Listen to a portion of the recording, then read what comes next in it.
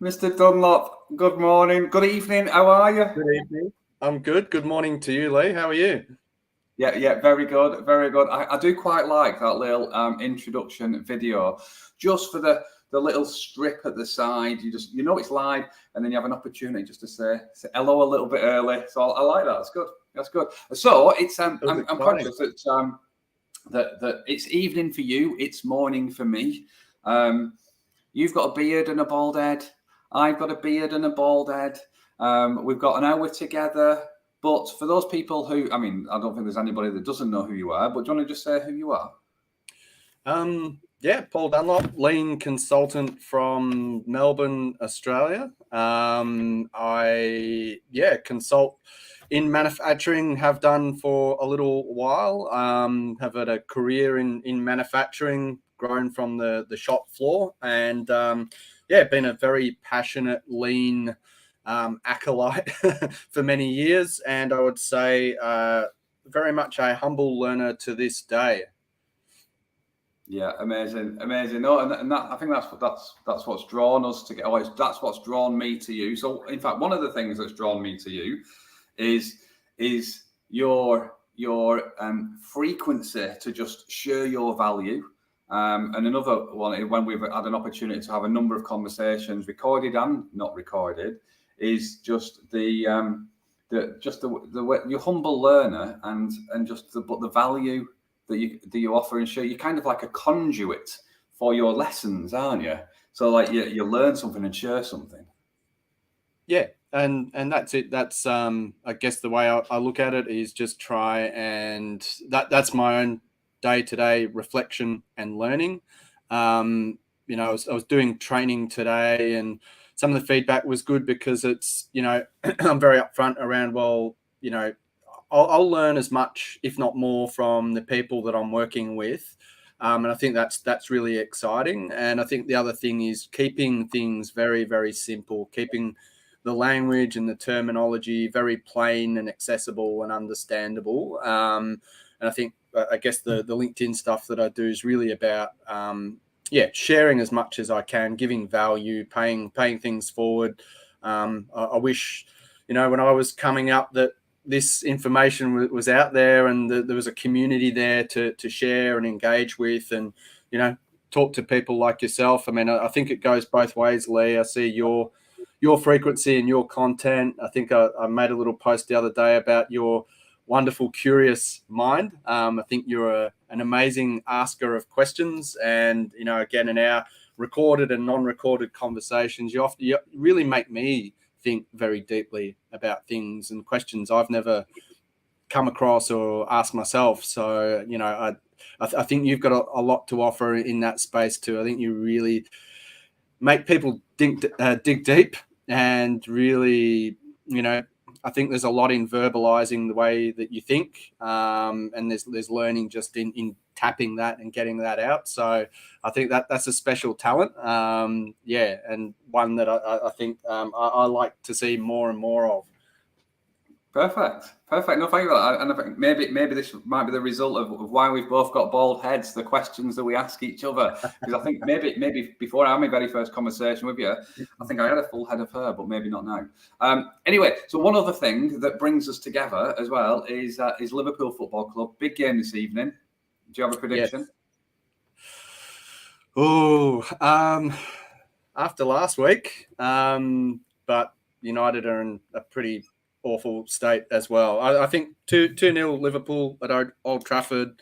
I think that would be a nice result and a fair result given where both teams are at. Yeah. No, I'll take that.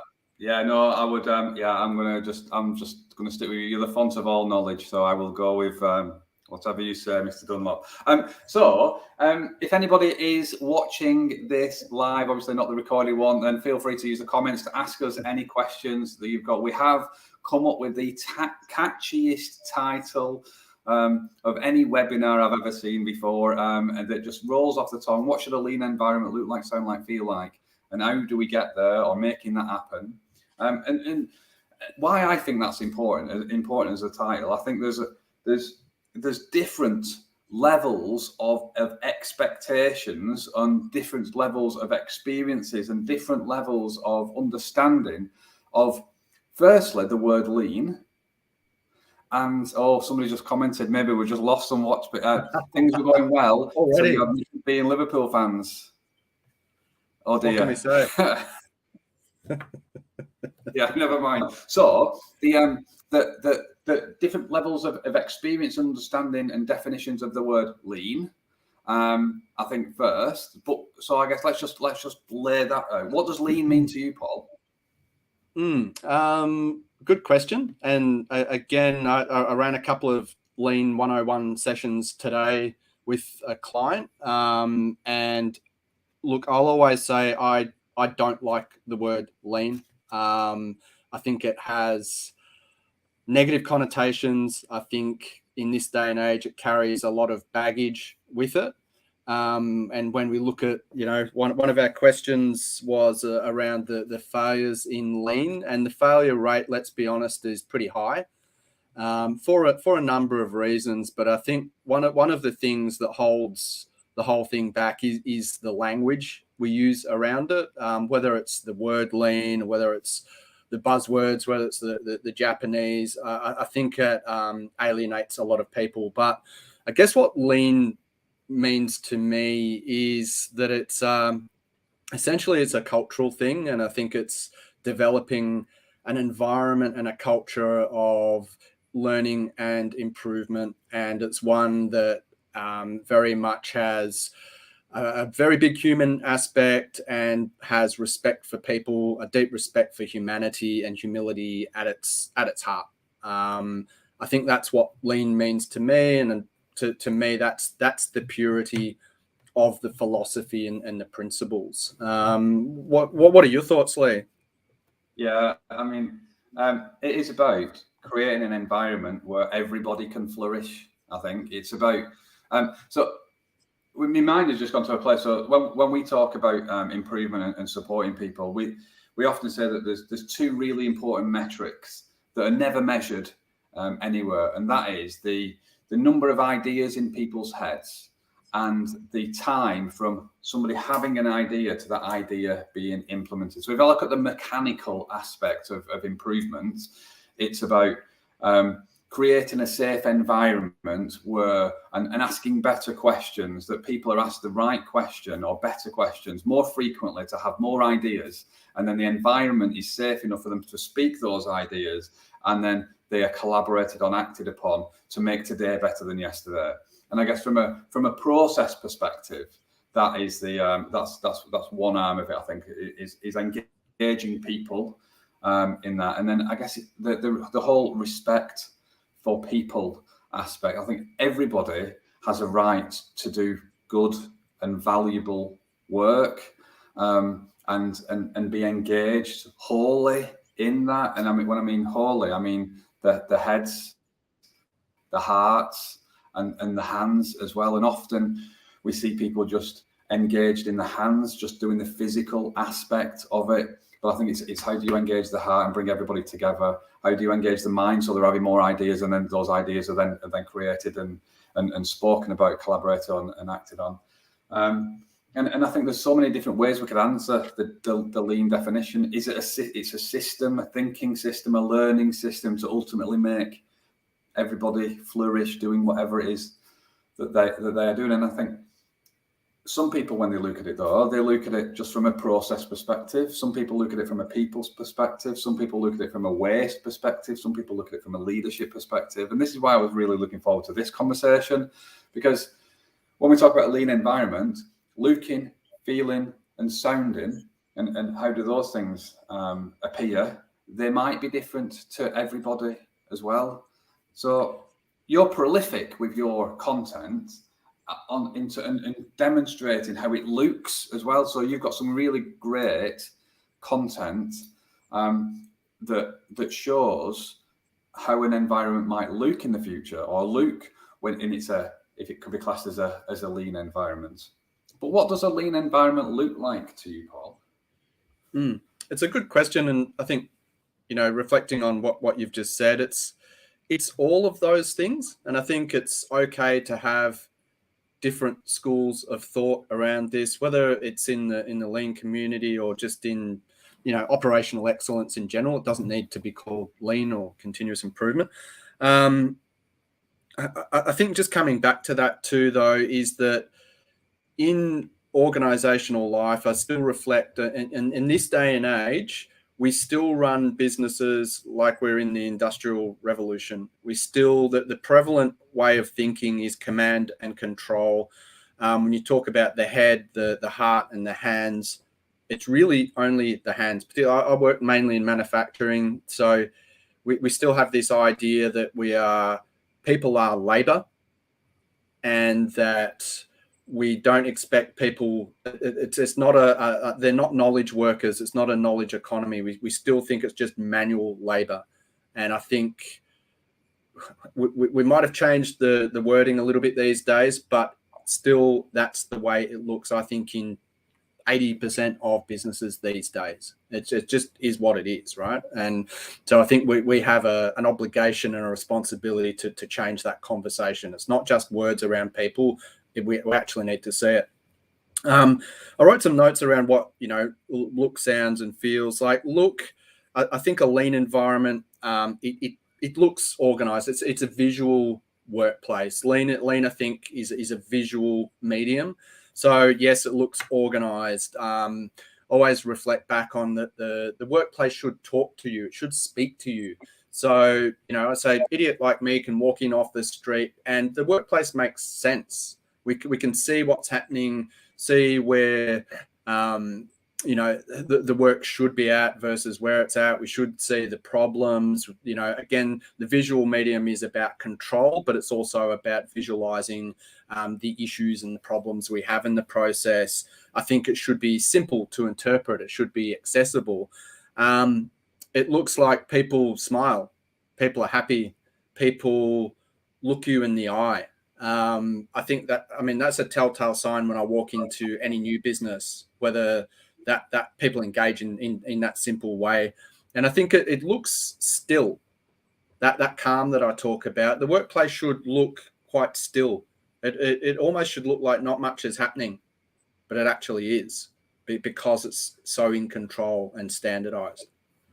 What are your thoughts? I mean, you've done far more homework than I on the exam question. I think is my first. I might have done all of 5 minutes, but yeah, no, that's good. No, it's good, and I can't disagree with any of that. If I was to it's a question that I often ask leaders, is going, okay, if we were to hold hands and then walk into your place of work in 12 months' time, what would it look like, and how does that look different to what it does today? And the things that you've just said there, about people smiling, visual and a visual understanding of the current state of play. I think it would look like at times as well, people disagreeing, but be not in an aggressive way, but having conflict or a difference of opinion is acceptable, because the environment is so safe, and it's got people are just they're heading in the same direction, and it's okay to disagree with that, and having that conflict is a positive. So I'd love to see an environment where people are clashing, but clashing in a positive way as well. Yeah, it's a contest of ideas. And yes. I think that's yes, important. perfect. I think you touch on that, the psychologically safe work environment where there's high levels of trust. And I've read. Have you read Radical Candor? Oh yes, yeah. So in that book, they talk about it's care personally, but challenge directly. So I think in a lean environment, we need to have that, again, that psychological safety. People can raise speak their mind and provide feedback, and that it's about the process, not the people. And we can, have robust discussions and conversations, because that's the only way we really learn and improve. Because the amount of times that I think people, the thought or the words are on the tip of their tongue, or it's going through their head, but for whatever reason they don't say it. It doesn't come through, and we miss so many great opportunities, so many great ideas. We, in that environment, we can stop problems occurring before they happen. And I think that's really important. So I think there's a proactive element. Again, if we're interrogating or being critical of anything, it's the process itself. It's never the people. But I think all too often, again, in conventional cultures, it's finger pointing, it's blame, it's avoidance, it's all of those sort of things. And we don't like those hard conversations. We don't like the exposure and the accountability that comes with these things. But again, in high performing environments, that is absolutely the way it is. So I think it's a really important point you raise. Yeah, Richard Potter has commented and said it's more about the healthy conflict. And when people hear the word conflict, they have negative connotations to that. And it's, how do you make that conflict acceptable, a conversation acceptable? And it's exactly like you just said there. It's not about the person. We've all got ideas to share, and it's all about making today better than yesterday. And it's how we do that. And I think there's an onus on the leader. There's the onus on the individual as well to be doing these things in a respectful way.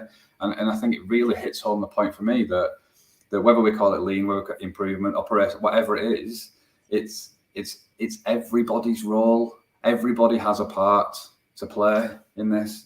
Everybody does. Hey, good. So that was your first bit of your homework that you did, and so I mean, it seems right now that we start with you. So what does it? So that's what it looks like. What does it sound like in this environment? So yeah, it's probably riffing on a theme. I think part of it I had here: people give and receive feedback. I think people actually look for feedback and ask for it. I think that's extremely powerful, particularly leaders, because leaders, again, whether it's ego, whether it's position power, whatever it might be, leaders are not good at seeking feedback, because again, it's accountability. It's often uncomfortable, but again, I think that's where the growth really begins. I think a lean environment sounds quiet. Again, it sort of comes off that still concept, because in a chaotic, out of control environment, when you walk into that, you can hear it. It's loud, it's noisy, it's quite stressful, it's intense. A lean environment, a true lean environment, is the opposite of that. Again, that calm, with that calm comes quiet. I think you touched on before, people are asking questions. So people are curious, genuinely curious, and that there's no silly questions, and that, in many ways, talking to the group today, everything's up for grabs. Just because we do it that way, or we've always done it that way, doesn't make it the right way. Let's ask some questions, and maybe there's some, genuine logic behind that. Maybe there's not. And we have to challenge that. Again, it is challenging the status quo and being okay with that. And I think, again, coming back to a culture of learning and improvement, the only way we can do that is to have that childlike curiosity, ask those questions. That's all I do. I'm not an expert. I'm just an asker of questions. That's all I do. I'm shining a light on stuff and going, hey, why do we do that? Why is it like that? And I think we need to embed that in our culture. I think we want people talking about solutions. Again, people on the shop floor are empowered. It means they're, again, that word's there's a lot behind that. But people have permission. People are coming to their leaders saying, well, I would like to do this. I would like to try this. I would like to run an experiment. This is what I'm going to do, and talk through that, rather than just going up and going, here's my problems, boss, fix it for me. And again, low trust, poor culture, all of that sort of stuff. Again, people give and receive feedback. I think a lean environment is a positive environment. I think it sounds positive. It sounds fun. It's light. Again, it doesn't have that heaviness or intensity that we see in those sort of conventional environments. So, I think that's the oral the soundtrack to a lean environment. Yeah, I think over to there's you. a bit of there's a bit of a balance with that as well, and I think because it does sound fun and people need to enjoy themselves and smiling, but there is an element of work that takes place as well, and everybody mucking in together to get to where we want to get to, and I think it's at the right time having the right conversations and whatever that level be. So no, I love that. What are some of the things that you might hear being said if we were to get like really specific? You give a couple of examples then around some solutions and why does this occur and things. But if you had some phrases or things that people could be listening out for to know whether they're going in the right direction, what phrases would you like to be heard? Yeah, I think it's it's more how questions. How could we do this differently? I think that's a big one. I think I think how is a very important word. I think it's way more important. I think in the lean world, it's all about why. I don't think why is the best avenue. I don't think it's the best way to start a question. I think it's how's a great one, what's a great one. So I think it's that how word and questions around that. How could we do things differently? I think that's a really, I sort of can't deviate from that. I really think that's what I want to be hearing. I think that there's also a bit of a cadence to the communication. So, I talk a lot about having a tiered structure and having, regular points of communication. It's not about loading a day up with meetings, but there needs to be milestones and checkpoints where, like you say, people are coming together. They're looking at the performance of their process, and it's visual, and they're talking about that. Where are we at in relation to where we should be? Are we on track? Are we not? What are our problems? How do we get back on track? How do we overcome that? So I think there's, whether it's on an hourly basis, once a day, twice a day, whatever it is for people's organization, whatever works for them, I think there's also a cadence of that communication. I think that's really important. Yeah, completely. I just want to pick up a couple of points though. Your first point about the why question. Yet there is an over-reliance on that why question. And I think a lot of change practitioners are trained in that they've got a tool, haven't they? 5 whys. Let's go why? And so that then that becomes their arsenal to understanding all things. But I think the why question is a very personal one. If you're asking somebody why, the blame is then on their shoulders. I think if you ask a how or a what question, it opens it up into all avenues and depersonalizes it for that person that you're asking. So you're just asking them to open the mind and stuff. So yeah, I love how and what questions as well. I love the cadence and having the regularity of that conversation. I think it is key. Often people talk about the important stuff on a monthly basis. They wait till all the data is there, and then they'll talk about it on a monthly basis and interrogate it. And it's not even the people that have been contributed to that process. It's the leaders of the leaders of the leaders of the leaders in that process that then sit around and debate it without having the true knowledge in the room to do it. Yeah.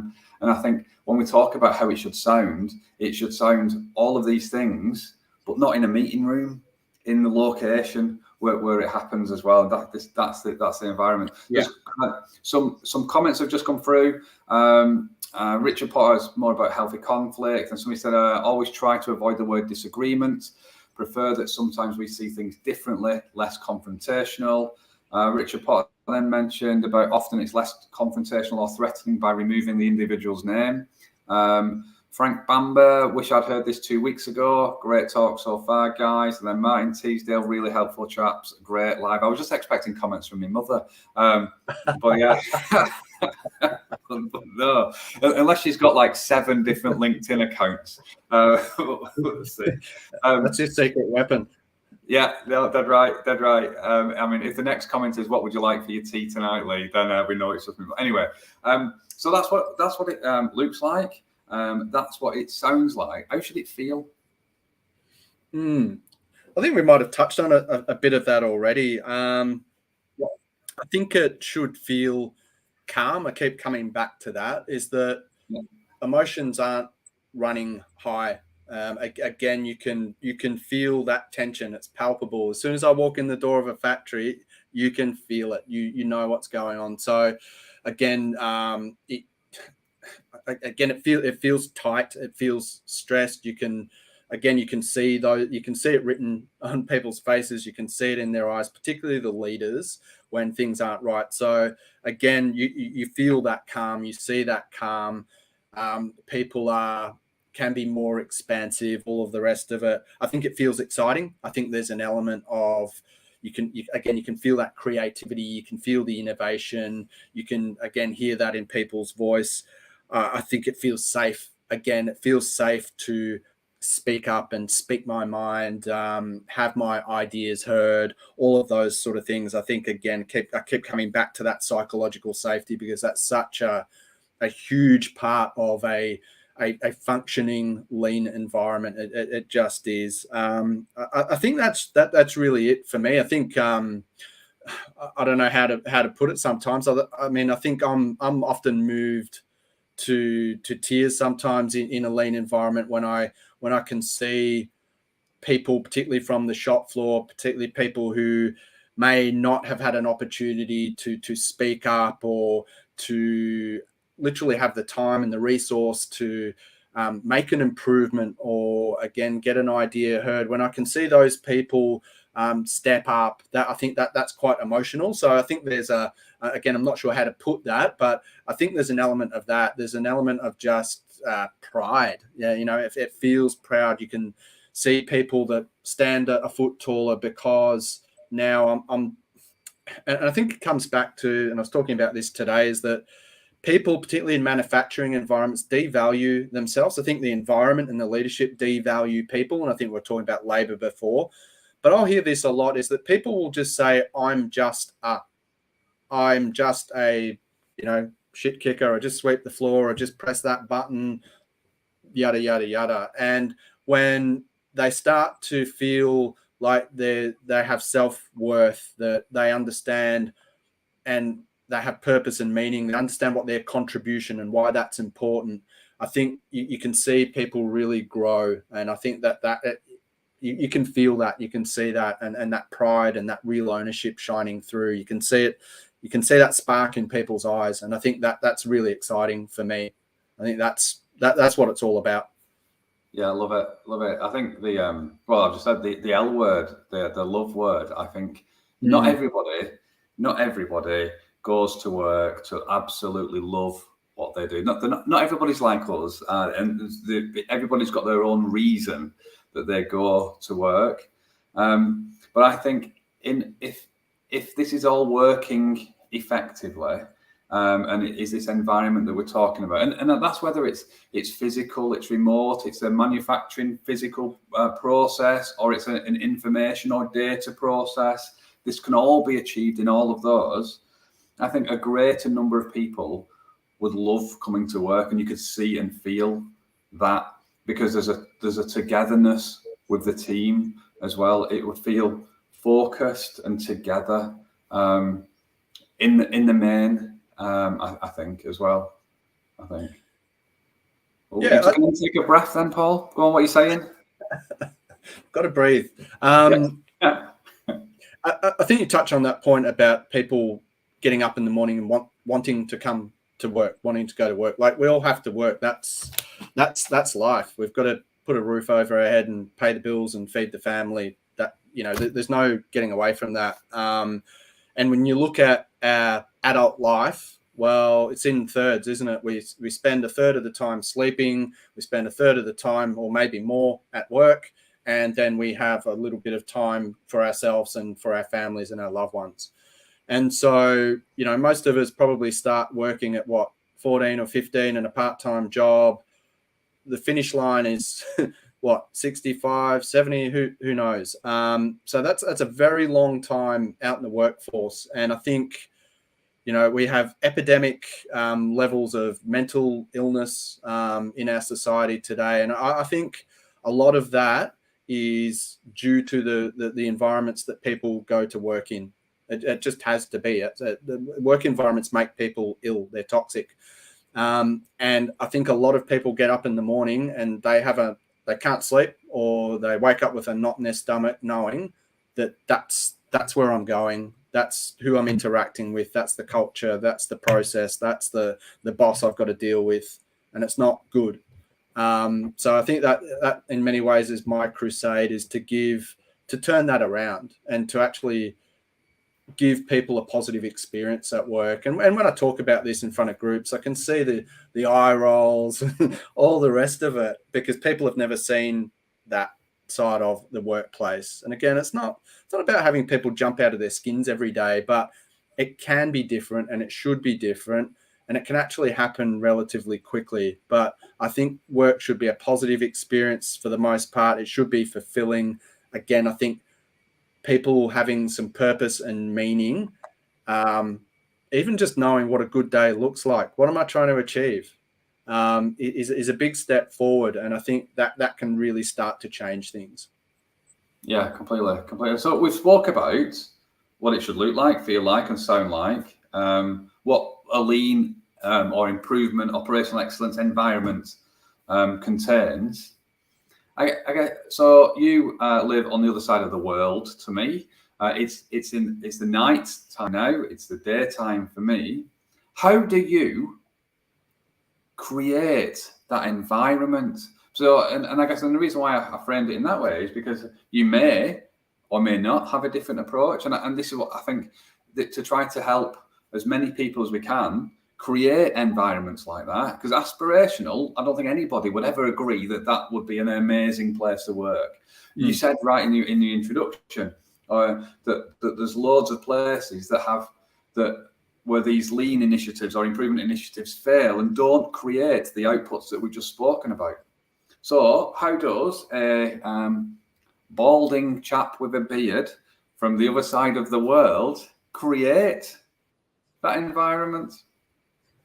That's a big question. I don't think there's any necessarily one way. I think provided you've got, what did Stephen Covey say? Start with the end in mind. So sort of if the end point is building that great culture, an engaged culture, a culture of learning and improvement, I think if you're going to do that and you focus on people, then the outcomes will take care of themselves. It just does.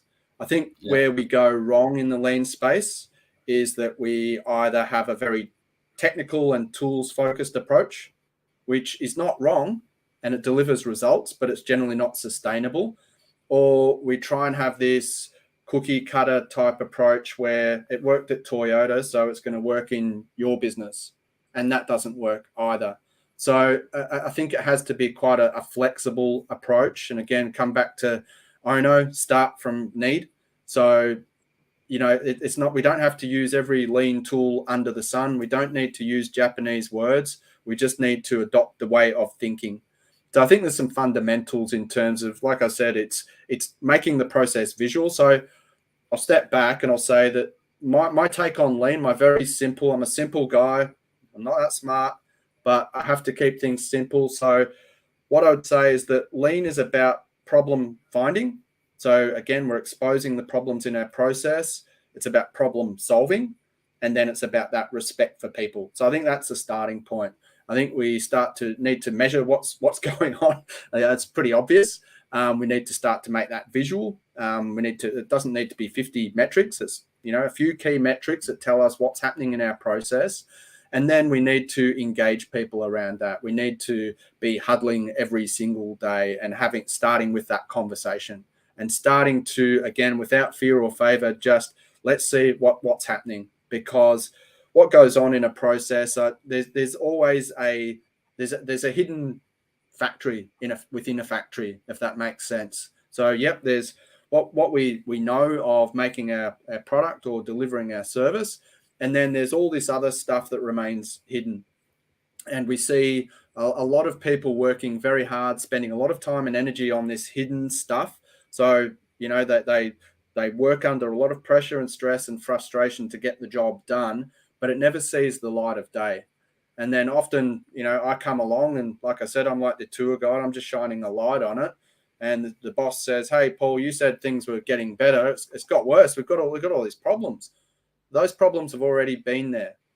We're just now seeing them. And then it's about that conversation. Okay, let's analyze it. Let's take some action. Let's prioritize that. And let's start chipping away. So I think it's as simple as that. Really see what's going on. Start to engage people in that conversation. Again, the most important people in any business are the people on the front line, because we can sit in the meeting room, we can look at spreadsheets and data, but it's about that much of the story. Go to Gemba, go look, see, talk to the people, understand, get their input, and then we can really start to get the ball rolling. I always talk about I could sit in the tea room of any factory for an hour and I could solve all the problems of the world. There it is. It's already there. It's in people's minds, in their heads. They know, and it's just really getting that out, and then leadership actually taking action, listening and doing something with it. And I think most of my difficult conversations, they don't happen on the shop floor, because those people legitimately just want some help. They want an ear. They want some guidance and support and direction. The people that really need to make most of the change are the people in middle and senior management, because they're often the roadblocks. Yeah, completely. A lot in that. And I think the first point, in fact, I'll just go to Richard Potter's just put a comment on the environment is helped with three key things: cadence, contribution, and consistency. And yes, and I would not disagree with that. I think one of the things that you mentioned in your answer then, Paul, was about the frame of mind of why you're doing this initiative. And a lot of people start improvement as a project, not as a way of being, not creating a way of being. And if you start it with as an improvement project, that's got a start and an end. Yeah. And really, truly, this hasn't got an end. And if you create something with an end, then people are going to be looking at the metrics and going, we need to achieve this by then. And people are going to be looking at the end date and just focusing on that. But then day one after the end of that project is still where you want all of the things to sustain and to live. And I think how people frame what they are doing, and I think some of that creating it as a project focuses on, well, we need to save 10% or be 5% more productive, which drives a process improvement, as opposed to the things that we're talking about here: an environmental, a leadership, a holistic improvement as well. So I think just that frame of mind of the reason why you are doing what you're doing is fundamental. So Richard's got 3 C's there: cadence, contribution, and consistency. We've got 4 C's, which are very similar to these. The first one is around connection, and you spoke about a lot of this. It's about connecting to where it is you're trying to get to, connecting people together, connecting you to the people, connecting the people to you, connecting them to the direction and the vision and stuff like that. So I think connection is key right up front. And then it's around conversation. So you spoke about the right cadence in Richard's comment there, and having these daily meetings with the right frequency, the right levels of conversations, driven by what you mentioned there about the right measures, and having the right measures to make sure that you're all working towards the same goal. And then collaboration. So contribution is what Richard's got there, and I think collaboration is key. You spoke about engaging and empowering the people who do the work, and I think it's just by collaborating. This isn't something that's done in a room; it's done with everybody, and the more people are involved. And then I think our 4th C is celebration and reflection, and then the loop it just continues, because I think you need to recognize where you've come from and also reflect on where you need to get to as well, and plan for that. I think there's so much in this for me, but the whole thing about starting with this environment, where the first half an hour of this conversation was having clarity in what from a human perspective, what it looks like, what it feels like, and what it sounds like, that can't be delivered by a project, by something that starts here and ends here. It's a conscious effort of everybody for a period of time. So yeah, I'm going to pause for a breath there. But any reflections or thoughts on anything there, Paul? Yeah, totally aligned. And I guess the other part is that it's got to be going somewhere. So there has to be a longer term goal. So yeah, you don't do lean. You know, it's not a 3-month project and then we're lean. You know, it's a never ending journey. But you know, when we talk about, you know, there has to be, you know, a mission. And again, we need to connect people. We need to align people. Everybody needs to understand what their role in working towards that mission is. There needs to be a vision. There needs to be very clear purpose. There needs to be that why. Why are we doing what we're doing? Where is it taking us? And then I think, again, everybody needs to have, or to be able to make a contribution. Everybody needs to be included. So we talk about Hoshin Kanri in lean, but I sat in a client last week and, you know, having the vision and values and purpose conversations. And, you know, I wasn't actually aware there was a strategic plan, and the CEO says, oh yeah, we've got a strategic plan. No one had seen it. So no one operationally had seen this. Oh yeah, we went away as a board for the weekend and we came up with we've got a nice slide deck, but there was no connection. No one had had a say in this. No one was aware of it. So how the hell are we going to move towards this if it sits up at this level? And again, we don't all need to have an intimate detail of the strategic plan, but we need to know the basics of that. We need to have had some say in that, because again, there's, you know, a bigger conversation around that, but there's so much lost opportunity when at a high level we develop these things without including the people, you know, in the middle and on the ground, because, you know, there's a lot of stuff, there's a lot of knowledge that's there that we miss, and things can go wrong. I've seen it in my corporate life. I've seen it over and over again in clients these days, is that we just don't do that very well. So there needs to be that strategic alignment. We don't need to overthink or overcomplicate that. It can be very simple, but as we're developing this, it needs to be an inclusive, collaborative process.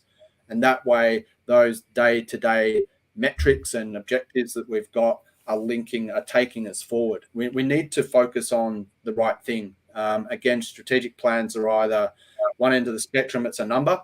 The other end of the spectrum, it's this bloody laundry list, a wish list of stuff that, you know, we get round to the back end of the financial year and go, oh, shit, we haven't done much. It's little bits of lots of stuff, but nothing's really been achieved.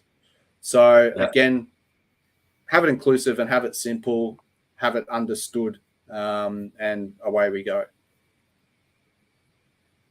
Yeah, love it.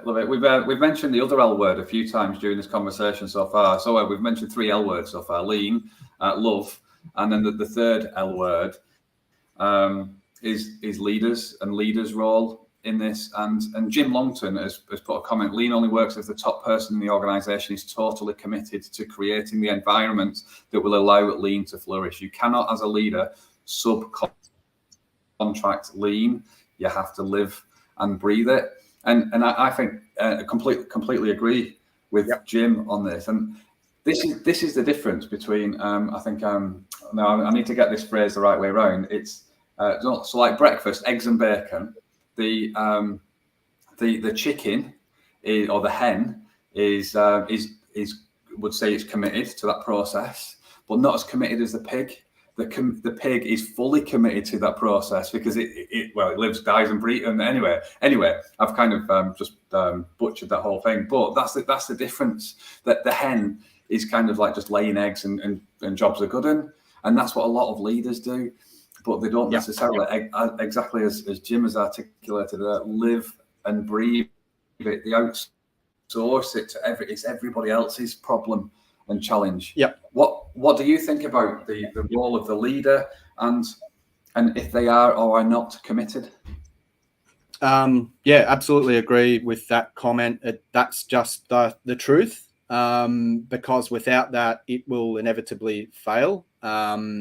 I think the first lean book I read was Gemba Kaizen by Masaki Imai, and there's a line in there that says the three key things to success with lean is support from upper management, support from upper management, and support from upper management, and it's just how it is.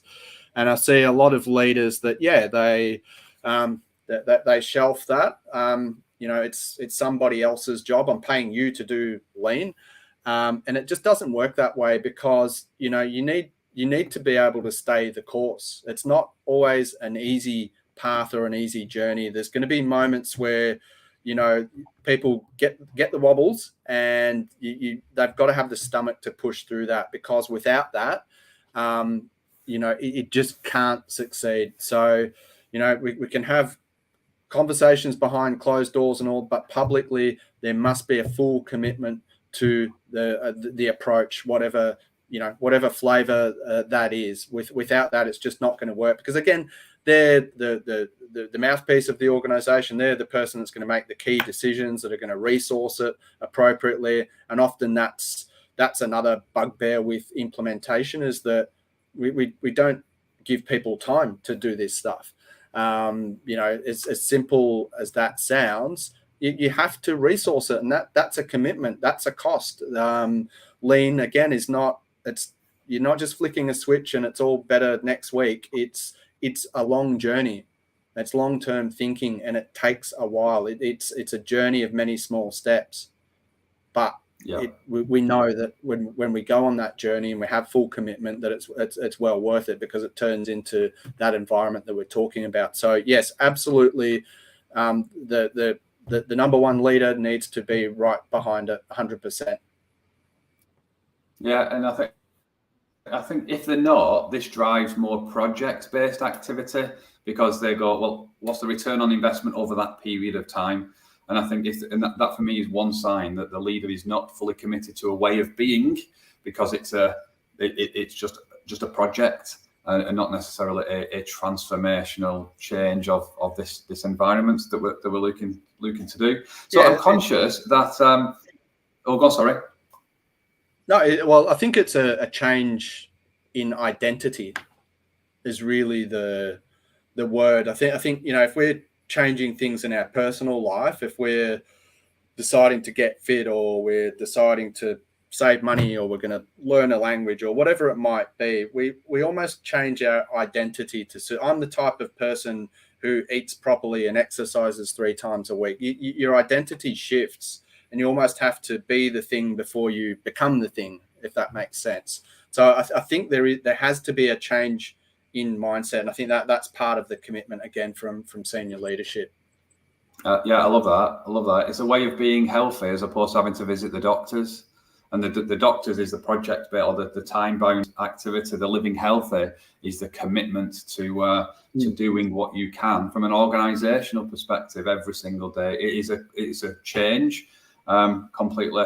Hey, no, I love that. I'm conscious that when we started this, one of the questions that we said before we hit live is, how long do we think this is going to be? But we so we're about 4 hours. We're 50 minutes in now. 10 minutes, a maximum of 10 minutes to go. I guess if you could summarise the whole conversation we've had so far. No, I'm kidding. If you could summarise I guess the key points of this for you, what would they be? Yeah, it's a good question. I mean, I think, like every conversation we have, it's always coming down to a focus on people, a focus on communication, a focus on leadership, and the tools and the technical aspects are secondary to that. I mean, again, it's about forming a culture, and it's about developing the right habits and a way of thinking. And I think, again, it's something that, yes, there's a way, and there's a philosophy, and there's principles, but I think the key to success in this space is about every organization putting their own mark on it and developing their own flavor of that, and doing it in their way. And I think that, I don't think there's any right or wrong.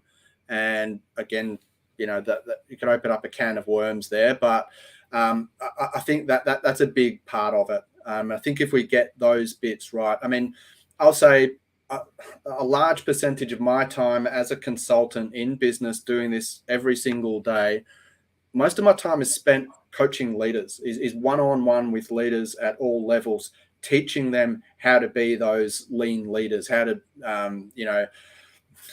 be humble, how to be curious, how to be those servant-based leaders. That's really where the main game is at. If you can get that part right, because I'll step back and I'll sort of say that, I think this is a global phenomenon, and every single organization, I'll say there's three truths, and I think we've talked about this, is that, communication is always a problem.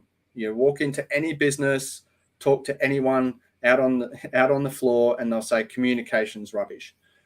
People will say they don't have a voice.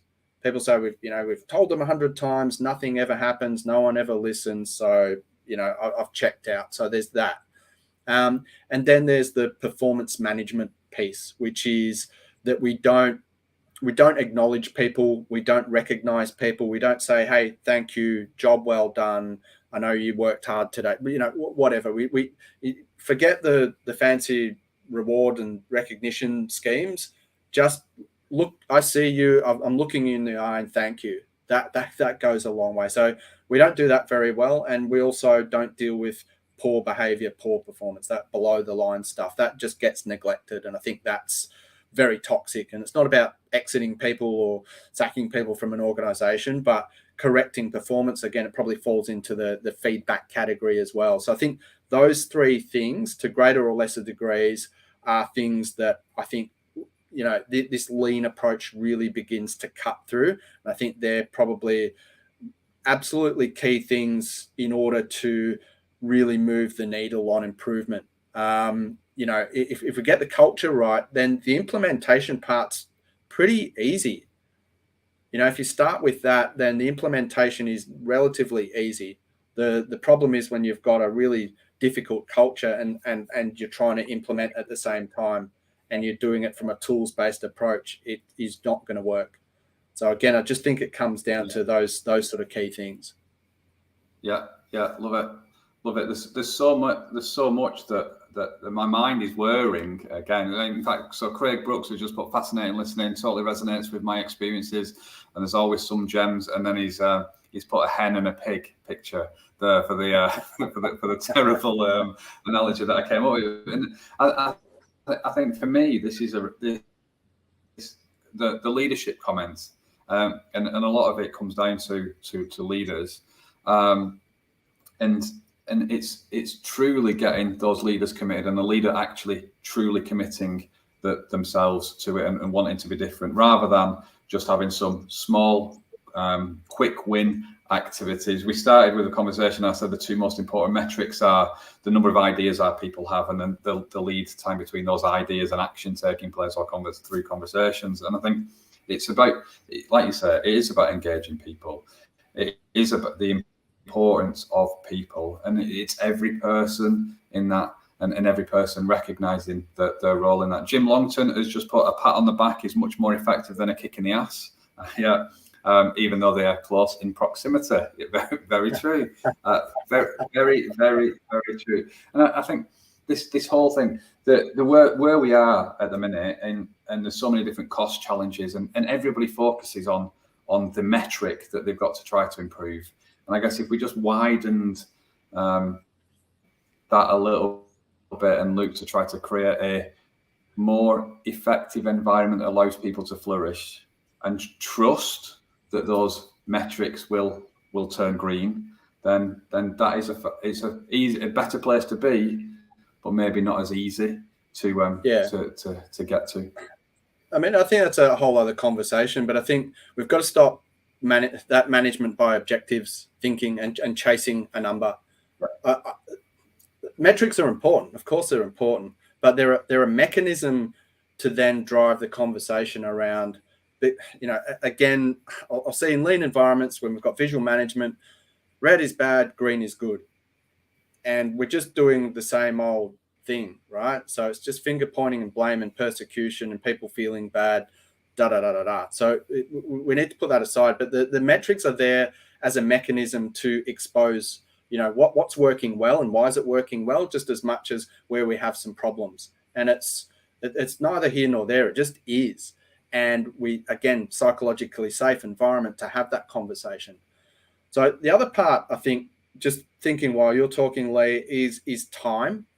Time is one of the most important things, because through an implementation, we can get people all excited about finding waste and making improvements and solving problems, all this sort of stuff. But if people don't have the time to do it, then nothing happens. And I think that's often when the rubber hits the road, that's where the real pushback starts to begin is, Paul, that's all very nice, but when have I got time to do that? And particularly for frontline and middle managers, they're busy. That's what I hear all the time. Too busy.